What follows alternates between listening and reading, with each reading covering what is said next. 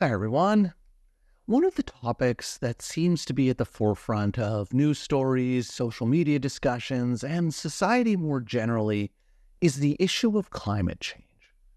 From natural disasters, temperature increases, droughts, rising sea levels, the discussions and news of environmental and climate change often revolve around quite catastrophic outcomes for the planet.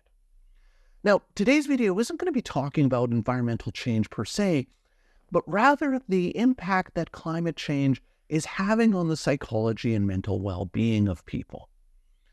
Recent studies have shown that a significant majority of people believe that climate change is a global emergency. And this makes sense to some extent. Imagine that you're living in a place that has always been familiar and comforting, but you notice that over time, it's changed. The landscape around you is changing, and not for the better. You might notice that you're no longer able to go skiing on glaciers in the summer because the glaciers are no longer there. You may notice that lawns that used to be green year-round are now brown and withered during the summer because of watering restrictions. And you might notice the seemingly almost constantly bombardment of news stories about CO2 levels and carbon taxes and carbon offsets, etc., etc. And as you start to experience this, you may notice yourself feeling anxious, upset, or even a little bit lost. For a lot of people, it's not just seeing environmental change as a broader global issue, but they can feel it at a deep personal level that can negatively impact their mental well-being. This is especially the case for people who have a strong sense of connection to their environment, and this can lead to really high levels of anxiety and distress. And to describe this, there's this term called solastalgia, which was coined by an Australian environmental philosopher named Glenn Albrecht in 2003. And solastalgia describes a unique form of psychological distress that people experience when they witness significant environmental changes and degradation in their familiar and beloved landscapes.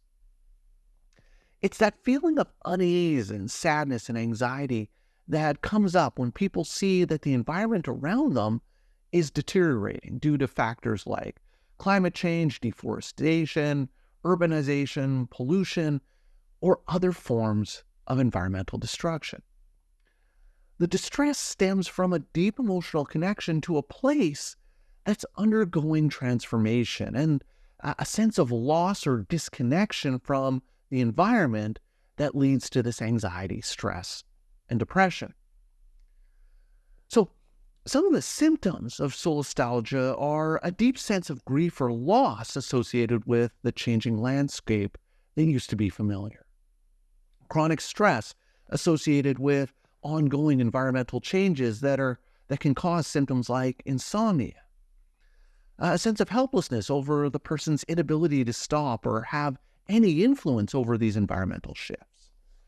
A feeling of being disconnected from the community or the environment due to the fact that things are changing so rapidly. And a diminished sense of hope for the future as the environment continues to evolve unabated. Now, one of the things that makes this so challenging is that the issue of environmental change is very nuanced.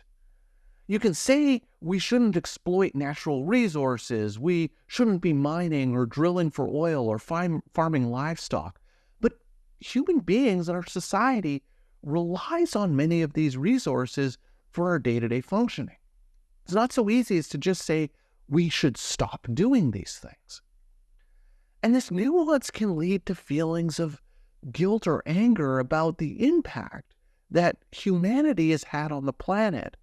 But these emotions of guilt and anger aren't necessarily all that productive or helpful in terms of being able to make any broad systemic changes or in terms of feeling more comfortable in the world that we're living in. So the goal is to try to channel these emotions, to take this guilt and anger and this anxiety and put it into more productive outlets. Even if you feel that the environment has been so profoundly damaged that there's no way to reverse all of the damage that's been done, there are still things that you can do to process these feelings, take some action steps, and manage the solastalgia. Now, one of the things you can do is to participate in environmental initiatives in your community. And there's lots of options and lots of things that you can do with regards to this. You can get involved in tree planting programs in your community. The act of replenishing nature by planting trees not only helps on an environmental level, but can also provide a therapeutic sense of accomplishment. You can organize or participate in local cleanup drives, such as picking up litter in parks, removing debris from a beach, cleaning up a polluted riverbank. These can be concrete ways of seeing visible improvements in your local environment. You can get involved in advocacy and sustainable policies, engaging with your local governments or joining environmental organizations that protect natural habitats, reduce pollution, or encourage renewable energy sources. But you want to do this within reason and don't want to get too consumed with this, which I'll explain a little bit in a bit more detail in a few minutes. You can also participate in educational programs, attending seminars or educational workshops on sustainable practices, responsible resource management, and learning more about your local ecosystems. So the idea of all of these things is that you can actually take concrete behavioral steps to give yourself a sense that your efforts, albeit small, can be meaningful. It can give you a sense of agency that can help combat the feelings of helplessness that often arises in solastalgia. Additionally, by engaging in these activities, you often put yourself in connection with other people who share similar values, similar concerns, and similar beliefs as you do. These group activities can provide vital social connections, which can help you feel like you're not alone in this and that you have other people that you can turn to for support. Another thing you can do to manage anxiety and distress associated with environmental change is to limit media exposure, because an excessive focus on distressing environmental news can be emotionally overwhelming. The problem is, in our digital age, access to news and information is more immediate and widespread than it's ever been. However, this constant influx of information can become a double-edged sword, particularly when it comes to environmental issues. Now, while it's important to stay informed about issues related to climate change or environmental degradation, overdosing on negative news about the environment day after day after day can fuel heightened anxiety and fuel these feelings of hopelessness. So the idea here is to have balanced media consumption, and there are a number of ways that you can do this.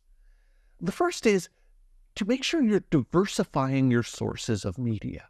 Instead of relying solely on sensationalist or alarmist headlines, seek out reputable sources that provide well-rounded coverage of environmental issues.